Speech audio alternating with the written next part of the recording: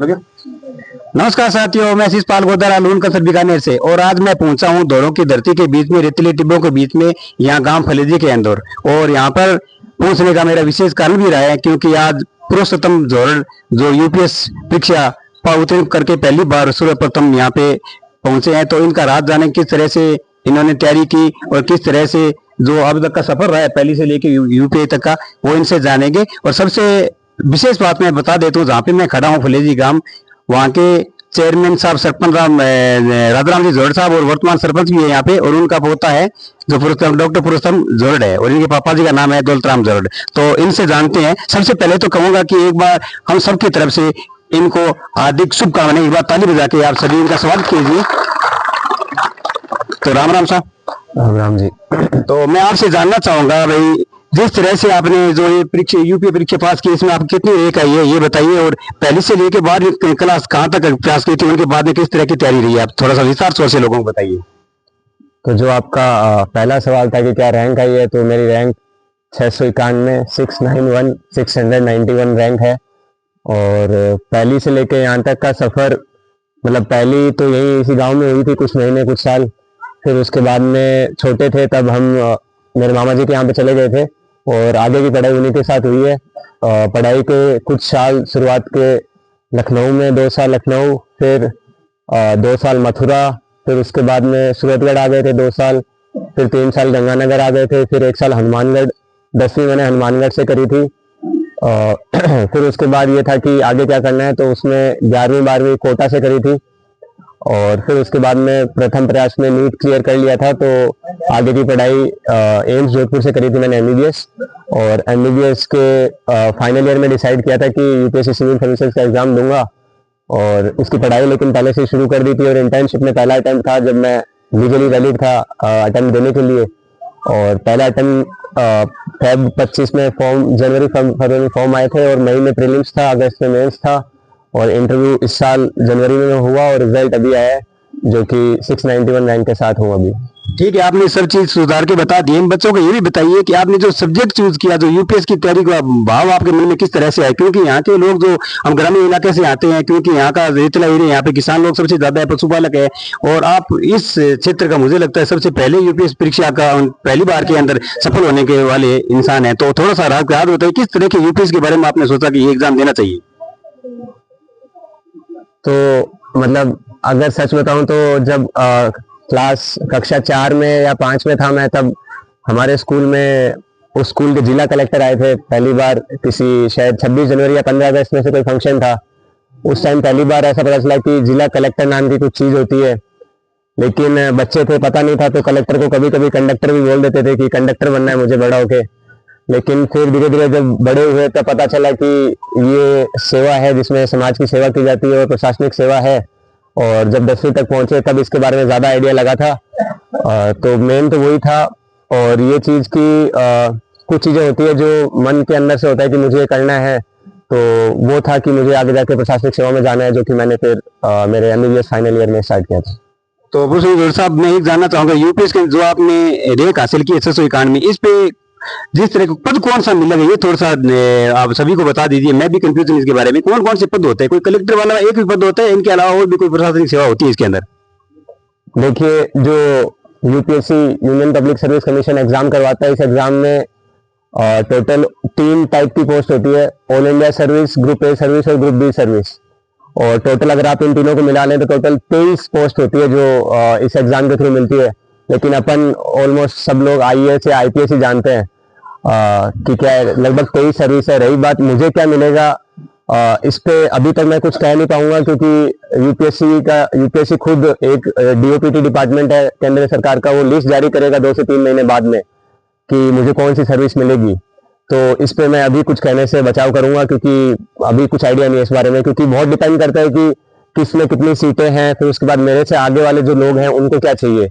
तो उसके बाद ही मैं कुछ बता पाऊंगा कि मुझे एग्जैक्ट सर्विस क्या मिलेगी। एक चीज और जानना चाहूंगा, बीच में रोकना चाहूंगा आपको कि जो 12वीं पास करने के बाद में यूपीएस की तैयारी होती है, बीए बीएड करने के बाद में होती है, थोड़ा कंफ्यूजन इन बच्चों को बता दीजिए, जिससे जितने भी लोग ये वीडियो देख रहे हैं, जो तैयारी कर रहे हैं, गांव के लोग विशेष तौर से, लगभग 50 गांव ऐसे हैं फलेदी के आसपास में जिसमें ग्रामीण इलाके से लोग आते हैं, लेकिन सब्जेक्ट चूज नहीं कर पाते। अभी कौन सा सब्जेक्ट लेने, किस दिशा में जाने, सबसे ज्यादा जानते हैं लोग बीए बीएड कर लिया और मास्टर बनना चाहता हूं मैं, सब लोगों की ये भावना थी। लेकिन अभी धीरे धीरे जिस तरह से आपने ये यूपीएस परीक्षा पास की है, और आप लोग जो आपका वीडियो देखेंगे तो वो सोचेंगे हाँ ये भी कुछ कोई परीक्षा होती है, इस दिशा में भी हमें जाना चाहिए।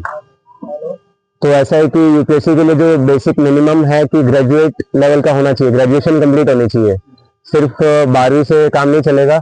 लेकिन यूपीएससी ये नहीं कहता कि आपकी ग्रेजुएशन सिर्फ बीए में होनी चाहिए या फिर सिर्फ एमबीबीएस या सिर्फ आईआईटी। किसी भी ग्रेजुएशन का बच्चा किसी भी सब्जेक्ट का बच्चा यूपीएससी एग्जाम दे सकता है।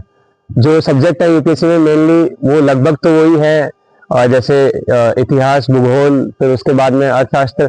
लेकिन दो सब्जेक्ट, एक सब्जेक्ट होता है ऑप्शनल नाम का, जो कि आपको खुद को चुनना पड़ता है। इस टोटल 9 पेपर होते हैं मेंस में, 2 हिंदी इंग्लिश होते हैं, बाकी 7 पेपर होते हैं। उन 7 में से 2 आपको चुनने पड़ते हैं। वो मेरा बैकग्राउंड मेडिकल साइंस का था क्योंकि मैं डॉक्टर हूँ, तो मैंने वो मेडिकल साइंस चुना।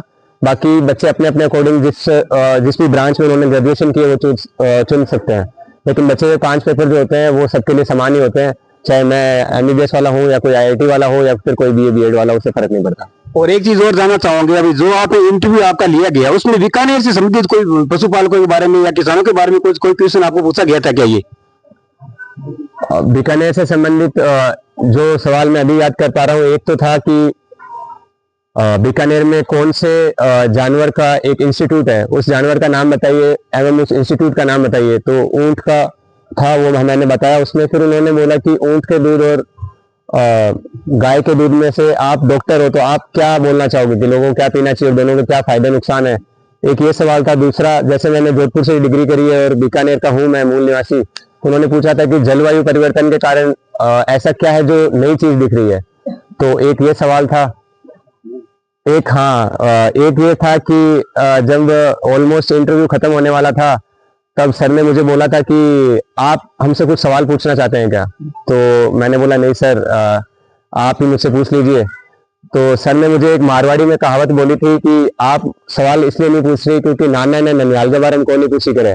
तो इस पे सब हंसने लग गए थे। और फिर उसके बाद में एक सवाल था कि राजस्थान में एक ऑक्यूपेशनल डिजीज बहुत कॉमन है, तो उसको सिलिकोसिस बोलते हैं, जो कि माइनिंग या फिर जो खनन वाला क्षेत्र होता है उसमें होती है। तो सर ने फिर पूछा कि क्या ये मिट्टी की वजह से हो सकती है। मैंने कहा सर चांसेस है लेकिन उतनी ज्यादा नहीं होती। तो फिर सर ने मुझे बोला कि सैंड यानी जो मिट्टी होती है उसको मारवाड़ी में क्या बोलते हैं। तो उसके मैंने 3-4 बताए, धूड़, रेतो और ये सब। लेकिन सर को धूड़ सुनना था तो वो एक चीज बता दीजिए। लास्ट और अंतिम क्वेश्चन ये रहेगा कि जितने भी बीकानेर जिले के, सबसे मैं मानता हूँ जितने बीकानेर जिले के लगभग मैंने ऐसा देखा है, कल से देख रहा हूँ भाई, 7 बच्चे हैं जो नीट के अंदर अभी सेलेक्ट हुए हैं, इस यूपीएस के अंदर सेलेक्ट हुए हैं। तो उनमें से आप भी एक हमारे क्षेत्र के हो। तो जितने भी पढ़ने वाले बच्चे हैं जो हमारे ग्रामीण इलाके से विशेष तौर से जो आते हैं, जो उनके बारे में आप क्या कहना, किस तरह की सोच लेके चले और कौन सा सब्जेक्ट लेने के बाद यूपीएस लेनी चाहिए और किस तरह की तैयारी होनी चाहिए, किस तरह का माहौल होना चाहिए? देखिए, यूपीएससी जब फाइनल लिस्ट में आपका रोल नंबर डालता है और आपको रैंक देता है, तब वो ये नहीं देखता कि कौन ग्रामीण है और कौन शहरी है। वो ये देखता है कि क्या आप में वो काबिलियत है कि आपको एक जिला सौंपा जाए, क्या आप में वो काबिलियत है कि आपने पूरी जिले की पुलिस फोर्स सौंपी जाए। तो उस काबिलियत के लिए गांव और शहरी का कोई लेना देना नहीं है। लेकिन एक जो मैं समझता हूँ कि ग्रामीण इलाके का बच्चा है वो जानता है कि क्या ओहदा होता है उनका, और लेकिन उनके पास पढ़ाई का भाव होता है, इस वजह से वो पीछे रह जाते हैं। लेकिन जैसा आपने बताया भी, जैसा अपन देख भी रहे हैं पिछले 3-4 सालों से कि गांव के बच्चे भी काफी पढ़ के अलग अलग नौकरियों में लग रहे हैं। और दूसरा जो सवाल था आपका कि क्या विषय चुनना चाहिए, तो जैसे मैंने पहले भी बताया था कि विषय कोई भी चुने उससे फर्क नहीं पड़ता, क्योंकि ग्रेजुएशन आपकी होनी चाहिए। और जो ऑप्शनल सब्जेक्ट होता है वो आप उसके अलावा भी ले सकते हैं, यूपीएससी आपको अलाउ करता है। तो विषय जो भी पढ़े, लेकिन जो भी पढ़े वो बहुत अच्छे से पढ़ना है, ताकि कहीं ना कहीं वो यूपीएससी में काम आए। जैसे मेरा मेडिकल साइंस मेरे ऑप्शनल में था तो मेरे काम आया, और मेरे इंटरव्यू में भी खूब सवाल थे जो मेडिकल साइंस पे थे, जैसे कि राजस्थान में मीठो घणो ही खावे लेकिन फिर भी डायबिटीज या शुगर को नहीं है, तो इसके 3-4 कारण बताओ। तो एक ये भी सवाल था जो उन्होंने मुझसे पूछा था। और भी वैक्सीन पे, कोविड पे, कोरोना पे सवाल थे जो कि मेरे बैकग्राउंड से रिलेटेड थे। तो जो भी आपका सब्जेक्ट है वो एक्सपर्टीज होना चाहिए, उसमें एक्सपर्ट होने चाहिए आप, उससे यूपीएससी क्रैक करना आसान हो जाएगा आपके लिए। बहुत बहुत धन्यवाद, आपने टाइम कीमती समय दिया। एक बार फिर से मेरी तरफ से दिल से आपको शुक्रिया और धन्यवाद। लेकिन एक बार सरपंच साहब से जानना चाहेंगे, जो इनके दादाजी है रतराम जी जोड़ साहब, इनसे दो शब्द सुनना चाहेंगे।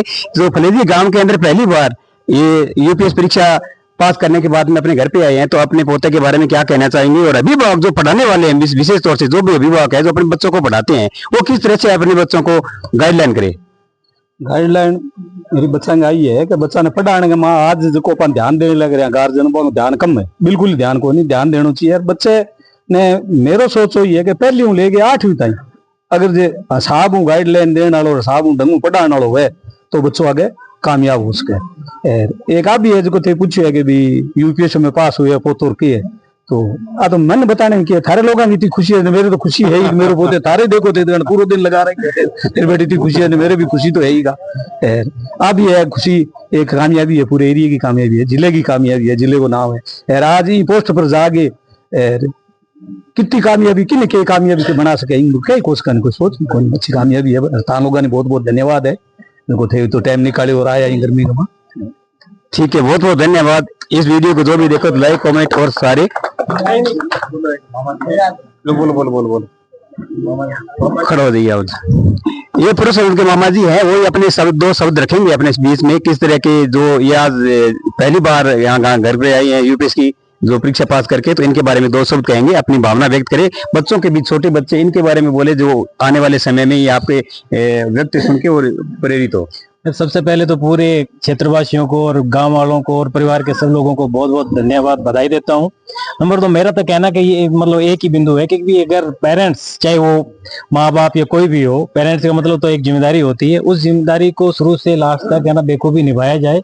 और बच्चे में हुनर होता है, बच्चे टैलेंटेड होता है, ऐसा नहीं है कि जैसे डॉक्टर कह रहा था कि भी गांव का हो या शहर का हो, ऐसा कुछ नहीं है। कहीं का भी हो, बच्चे में हुनर होता है तो उसको अपने निखारना अपना मतलब है ना फर्ज बनता है। नंबर 2, आप कहीं भी जाएं, कैसे भी करें, लेकिन ये एक आपकी एफडी है, बच्चा आपकी एफडी है, आपका आगे का पूरा प्लानिंग है, आपका जीवन है, ठीक है। तो ये जैसे सरपंच साहब ये कह रहे थे कि भी अपन ध्यान कौन दिया, मतलब बच्चे की तरफ आप ध्यान कौन दिया, पेरेंट ध्यान कौन दे, तो आपने एफडी तो आई है, आपने अगर लास्ट को बुढ़ापो है जो को भी संवारने के लिए, तो यही चीजें काम आवेगी। अगर आप जिंदगी भर जो भी है आगे लाइफ है, इनके ऊपर आप इन्वेस्टमेंट कर दें एक प्रकार, तो अपन आपनो जिंदगी सुधरेगी, बाकी क्षेत्र को और वो तो जो को इतनी देर में सुन ला रहे हो सली चीजें, तो बहुत ही बेखूबी इनको है ना अपने को संवारना है। बच्चा एक बहुत ही मासूम, बहुत ही कच्चा रॉ मटेरियल होता है, मैं तो यही कहूंगा। और अगर इनको अगर तराशा जाए तो जिस तरह से तराशा जाएगा, जिस तरह का सपोर्ट दिया जाएगा, जिस तरह का आधार दिया जाएगा, वो उसी तरीके से आगे निकलने की भरपूर कोशिश करेगा। बहुत बहुत धन्यवाद, बहुत बहुत शुभकामनाएं। Thank you so much. एक बार फिर से सभी पुरुषों जोड़ के लिए जोरदार ताली बजा दीजिए। इस कैमरा भाई आप जोरदार ताली बजा दीजिए इसके लिए। और जितने भी लोग मेरे वीडियो देख रहे हैं लाइक कमेंट और सारे जरूर करें। थैंक यू सो मच, धन्यवाद।